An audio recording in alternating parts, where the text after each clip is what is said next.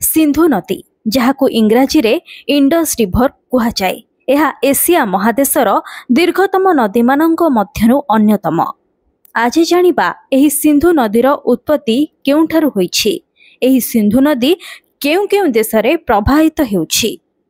एहाकु नै भारत और पाकिस्तान मध्यरे सबुबेले काहेकि तिक्तता लागि रहुछि।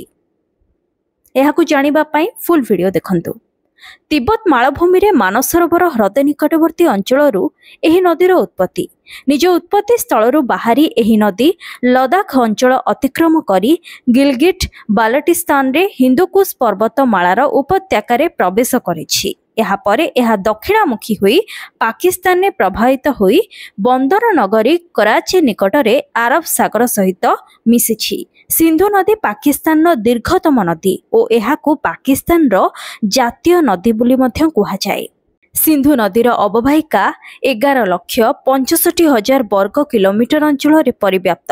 एहार वार्षिक प्रवाह हाराहारी 243 घन किलोमीटर, जहा नील नदीर वार्षिक प्रवाहर 2 गुण और यूफ्रेटिस टाइग्रिस नदीर मिलित प्रवाहर 3 गुण। एही कारणरू जल निष्कासन हार देखिले सिंधु नदी को विश्वर बृहत्तम नदी मानक श्रेणी रे गणना करा जाय। लद्दाख रे जांस्कार नदी एहार बाम पटर उपनदी। समतल अंचल को प्रवेश करिबा परे सिंधुर बाम पटरे पंचनद एहार मुख्य उपनदी, जहाकी चेनाब, झेलम, रावी, बेआस और सतलेज नदीर मिलनरू सृष्टि होईछि। डाहाण पटे मिसुथिबा उपनदी मानक मध्यरे सेओक, गिलगिट, काबुल, गोमल और कुरम नदी प्रधान। एक क्षुद्र पहाड़िया झरणा रूपे सृष्ट सिंधु नदी हिमस्रोत तथा हिमालय, काराकोरम और हिंदुकुशर नदी मानक द्वारा परिवृद्ध होईछि। एहार जलराशि एमानंक पई वृद्धि पाइछि। एहा परे समतल भूमि तथा शुष्क अंचल देई एहा प्रवाहित हेउछि, जहा द्वारा सेठाकार जैवमंडल और परिवेश परिचालित होइथांती। सिंधु उपत्यकार उत्तर पार्श्वरे पंजाब अंचल रहिछि एवं निम्नांशरे सिंध अंचल रहिछि। एही अंचल रे बसवास करि आसिथिबा अतीतर विभिन्न संस्कृति रे सिंधु नदीर गुरुत्वपूर्ण भूमिका रहिछि। ख्रीष्टपूर्व 3000 रे सिंधु उपत्यकारे सिंधु सभ्यता गढ़ी उठिथिला। एहा कांस्य जुगर एक प्रमुख नगर सभ्यता भाबे परिचित। ख्रीष्टपूर्व 2000 बेलको रचित ऋग्वेद रे पंजाब अंचल को सप्त सिंधु बोली कुहा जायछि। पारसी मानक अवस्थारे एही अंचल को हप्त हिंदू बोली कुहा जाय। उभय शब्दर अर्थ हैला 7टी नदी। ऐतिहासिक राज्य बा साम्राज्य मानक मध्यरु गांधार, रोरो और शैबीर प्रभृति राज्य सिंधु उपत्यकारे अवस्थित थिला। पारस्यर राजा डारियस जणे दूतंको ख्रीष्टपूर्व 515 रे एही नदी विषय अधिक जानिबाको पठाइथिले और तापर ठारू पाश्चात्य देशर लोके सिंधु नदी विषय जानिबाको पाइले। तेबे संस्कृत भाषा रे एही नदी को सिंधु और पारसी भाषा रे एही नदी को हिंदू बोली कुहा जाय। स्थलपथरे बाहरु भारत को आसुथिबा लोके सिंधु नदी को सीमांत नदी बा सीमारे थिबा नदी बोली कहुथिले। ऐतिहासिक तथ्य एबे जानिबा। ऋग्वेद रे अनेक नदीर उल्लेख रहिछि। एहा मध्यरु सिंधु नदी मध्य अन्यतम। ऋग्वेद रे 176 थर एक वचन शब्द सिंधु और 94 थर बहुवचन शब्द सिंधवः उल्लिखित होईछि। सिंधु शब्दटी अधिकांश समय रे नदी पाई ही व्यवहृत होईछि। परवर्ती काल रे रचित ऋग्वेद रे सम्मिलित स्तोत्र सबुरे सिंधु शब्द केवल सिंधु नदी पाई ही व्यवहार करा जायछि। उदाहरण स्वरूप नदी स्तुति सूक्त। एहाकु पढ़िले आपण सिंधु नदी विषय रे जानि परिबे। ऋग्वेदर श्लोक रे ब्रह्मपुत्र नदी व्यतीत अन्य समस्त नदी को स्त्रीलिंगवाची शब्द रे संबोधन करा जायछि। तेबे सिंधु उपत्यकारे गढ़ी उठिथिबा प्राचीन सभ्यतार किछि मुख्य नगर हेले हरप्पा और मोहेंजोदारो। एहा छड़ा लोथाल, धोलावीरा, गनेरीवाला, राखीगर्ही प्रभृति स्थान मध्यरु सिंधु सभ्यतार बहु अवशेष मिलिछि।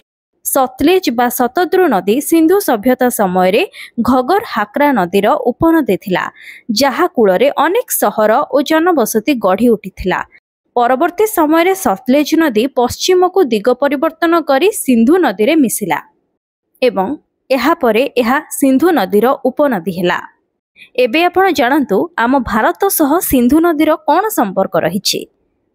ଭାରତର ନାମ ଇଣ୍ଡିଆ କାହିଁକି ରଖାଯାଇଛି? କ'ଣ ଆପଣଙ୍କ ମନରେ କେବେ ପ୍ରଶ୍ନ ଉଠିଛି? ଜାଣି ରଖନ୍ତୁ, ଆମ ଭାରତର ଇଂରାଜୀ ନାମ ଇଣ୍ଡିଆ ସିନ୍ଧୁ ନଦୀର ଇଂରାଜୀ ନାମ ଇଣ୍ଡସ୍ରୁ ଉଦ୍ଧୃତ ହୋଇଛି, ମାନେ ଆସିଛି। ସିନ୍ଧୁ ନଦୀର ଇଣ୍ଡସ୍ ନାମରୁ ଭାରତର ନାମ ଇଣ୍ଡିଆ ରଖାଯାଇଛି। ତେଣୁ ଭାରତ ସହ ଏହି ସିନ୍ଧୁ ନଦୀର ଘନିଷ୍ଠ ସମ୍ପର୍କ ତ ରହିଛି।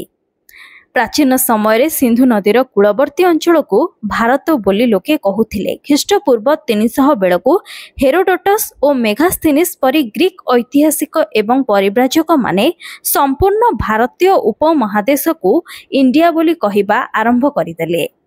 ସେହିପରି ସିନ୍ଧୁ ନଦୀର ନିମ୍ନ ଅବବାହିକା ଇରାନୀୟ ମାଳଭୂମି ଓ ଭାରତୀୟ ଉପମହାଦେଶ ମଧ୍ୟରେ ପ୍ରାକୃତିକ ସୀମା ନିର୍ଦ୍ଧାରଣ କରିଥାଏ, ଯାହାକୁ ଆମେ ବର୍ଡର ବୋଲି ମଧ୍ୟ କହିପାରିବା।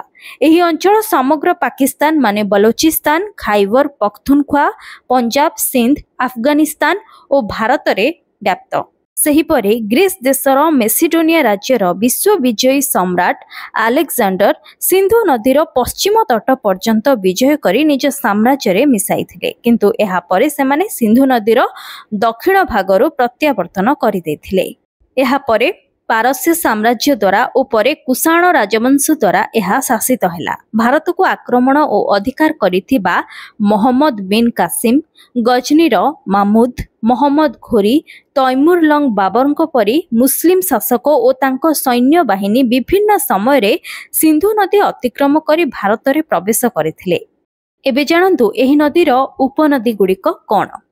କାବୁଲ ନଦୀ, କୁନାର ନଦୀ, କୁରମ ନଦୀ, ଗାର୍ସ ଚାଙ୍ଗପୋ, ଗିଲଗିଟ ନଦୀ, ଗୋମଲ ନଦୀ, ଚେନାବ ନଦୀ, ଜାନ୍ସକାର ନଦୀ, ଝେଲମ ନଦୀ, ଝୋବ ନଦୀ, ପଞ୍ଚନଦ ନଦୀ, ବେଆସ ବା ବିତସ୍ତା ନଦୀ, ହୁଞ୍ଜା ନଦୀ, ରାବି ବା ଇରାବତୀ ନଦୀ, ସତଲେଜ ବା ଶତଦ୍ରୁ ନଦୀ, ଶ୍ଵୋକ ନଦୀ, ସୁରୁ ନଦୀ, ସୋନ ନଦୀ ଓ ସ୍ୱାଟ ନଦୀ। ଏବେ ଜାଣିବା ଏହା ପାକିସ୍ତାନ ପାଇଁ କାହିଁକି ଏତେ ଗୁରୁତ୍ୱପୂର୍ଣ୍ଣ, କାହିଁକି ଏହାକୁ ପାକିସ୍ତାନର ଜୀବନ ରେଖା କୁହାଯାଏ ଏବଂ ଏହା ପାକିସ୍ତାନର କାହିଁକି ଜାତୀୟ ନଦୀ। ପାକିସ୍ତାନର ଅର୍ଥନୀତି ଓ ଜନଜୀବନ ପାଇଁ ସିନ୍ଧୁ ନଦୀ ଅତି ଗୁରୁତ୍ୱପୂର୍ଣ୍ଣ। ଭାରତରୁ ପାକିସ୍ତାନକୁ ବହୁଥିବା ଏହି ନଦୀ ଉପରେ ପୁରା ଦେଶ ନିର୍ଭର କରିଥାଏ। ଇଂରେଜ ଶାସନର ସମାପ୍ତି ପରେ ଭାରତ ଓ ପାକିସ୍ତାନ ସ୍ୱାଧୀନ ହୋଇଥିଲେ, କିନ୍ତୁ ସିନ୍ଧୁ ଓ ପୂର୍ବ ପଟର 5 ଉପନଦୀର ଜଳକୁ ନେଇ ଘୋର ବିବାଦ ସୃଷ୍ଟି ହେଲା। ସତଲେଜ ନଦୀର ଜଳସେଚନ ଆଦି ପାକିସ୍ତାନ ପଟରେ ରହିଲା, କିନ୍ତୁ ତାହାର ନିୟନ୍ତ୍ରଣ କରୁଥିବା ବନ୍ଧ ସବୁ ଭାରତ ପଟରେ ରହିଲା। ଏହା ଫଳରେ ପାକିସ୍ତାନରେ ଜଳସେଚନ ବାଧାପ୍ରାପ୍ତ ହେଲା। ପୁଣି ପଞ୍ଜାବ ଅଞ୍ଚଳରେ ଭାରତ ନୂଆ ବନ୍ଧ ନିର୍ମାଣ କରିବା ଦ୍ୱାରା ପାକିସ୍ତାନକୁ ଜଳ ଯୋଗାଣ କମିଯିବାର ଆଶଙ୍କା ହେଲା। ଯୁଦ୍ଧ ସମୟରେ ଭାରତ ନଦୀମାନଙ୍କ ପାଣିକୁ ନିଜ ପାଇଁ ବ୍ୟବହାର ଓ ପାକିସ୍ତାନକୁ ହଇରାଣ କରିପାରେ ବୋଲି ପାକିସ୍ତାନରେ ଏକ ରାଜନୈତିକ ଚିନ୍ତା ସୃଷ୍ଟି ହେଲା। ତେଣୁ 1960 ମସିହାରେ ବିଶ୍ୱ ବ୍ୟାଙ୍କର ମଧ୍ୟସ୍ଥତାରେ ଭାରତ ଓ ପାକିସ୍ତାନ ମଧ୍ୟରେ କୂଟନୈତିକ ଆଲୋଚନା ହୋଇ ଉଭୟ ରାଷ୍ଟ୍ରଙ୍କ ଦ୍ୱାରା ସିନ୍ଧୁ ଜଳ ଚୁକ୍ତି ବା ଇଣ୍ଡସ୍ ୱାଟର ଟ୍ରିଟି ସ୍ୱାକ୍ଷରିତ ହୋଇଥିଲା। ଏହି ଚୁକ୍ତି ଅନୁସାରେ ଭାରତ ପାଖରେ ସତଲେଜ, ବେଆସ ଏବଂ ରାବି ନଦୀର ଜଳକୁ ନିୟନ୍ତ୍ରଣ କରିବାର କ୍ଷମତା ରହିଥିବା ବେଳେ ପାକିସ୍ତାନ ପାଖରେ ଝେଲମ, ଚେନାବ ଓ ସିନ୍ଧୁ ନଦୀର ଜଳ ନିୟନ୍ତ୍ରଣ କରିବାର କ୍ଷମତା ରହିଲା। ଭାରତ ପାଖରେ ପଶ୍ଚିମ ନଦୀ ତିନୋଟିକୁ ଜଳସେଚନ ବ୍ୟତୀତ ଅନ୍ୟ ଉଦ୍ଦେଶ୍ୟରେ ବ୍ୟବହାର କରିବାର ଅଧିକାର ମଧ୍ୟ ରହିଲା। ଭୌଗୋଳିକ ତଥ୍ୟକୁ ଦୃଷ୍ଟିରେ ରଖିଲେ ଅତୀତରେ ସିନ୍ଧୁ ନଦୀ ବାରମ୍ବାର ନିଜର ଗତିପଥ ପରିବର୍ତ୍ତନ କରିଛି ଏବଂ ଆଗକୁ ମଧ୍ୟ ଏହା ନିଜର ଗତିପଥ ପରିବର୍ତ୍ତନ କରି ପଶ୍ଚିମମୁଖୀ ହେବାର ସମ୍ଭାବନା ମଧ୍ୟ ରହିଛି। ଆଶା ଅଛି ଆଜିର ଏହି ଭିଡ଼ିଓଟି ଆପଣଙ୍କୁ ଭଲ ଲାଗିଥିବ। ଏବେ ଆପଣ ଜାଣିସାରିଥିବେ ସିନ୍ଧୁ ନଦୀ କେଉଁଠାରୁ ଉତ୍ପତ୍ତି ହୋଇଛି, କେଉଁ କେଉଁ ଦେଶରେ ଏହା ପ୍ରବାହିତ ହେଉଛି, କାହିଁକି ଭାରତ ଓ ପାକିସ୍ତାନ ମଧ୍ୟରେ ଏହି ନଦୀକୁ ନେଇ ସବୁବେଳେ ତିକ୍ତତା ଲାଗି ରହୁଛି, ଭାରତ ପାଇଁ ଏବଂ ପାକିସ୍ତାନ ପାଇଁ କାହିଁକି ସିନ୍ଧୁ ନଦୀ ବହୁତ ଗୁରୁତ୍ୱପୂର୍ଣ୍ଣ। ଯଦି ଏହି ଇନଫର୍ମେସନଟି ଆପଣଙ୍କୁ ଭଲ ଲାଗିଛି ତେବେ କମେଣ୍ଟ ମାଧ୍ୟମରେ ନିଜ ଫିଡବ୍ୟାକ୍ ନିହାତି ଜଣାନ୍ତୁ। ଭିଡ଼ିଓଟି ଭଲ ଲାଗିଥିଲେ ଏହାକୁ ଲାଇକ୍ କରନ୍ତୁ ଏବଂ ଖୁବ୍ ମାତ୍ରାରେ ସେୟାର ମଧ୍ୟ କରନ୍ତୁ। ଆମ ଦେଶ ଦୁନିଆ ସହ ଜଡ଼ିତ ଏଭଳି ଅନେକ ଇନଫର୍ମେଟିଭ ଭିଡ଼ିଓ ଯଦି ଆପଣ ଦେଖିବାକୁ ଚାହୁଁଛନ୍ତି ତାହେଲେ ଆଜି ହିଁ ମୋ ଚ୍ୟାନେଲକୁ ସବସ୍କ୍ରାଇବ୍ କରନ୍ତୁ।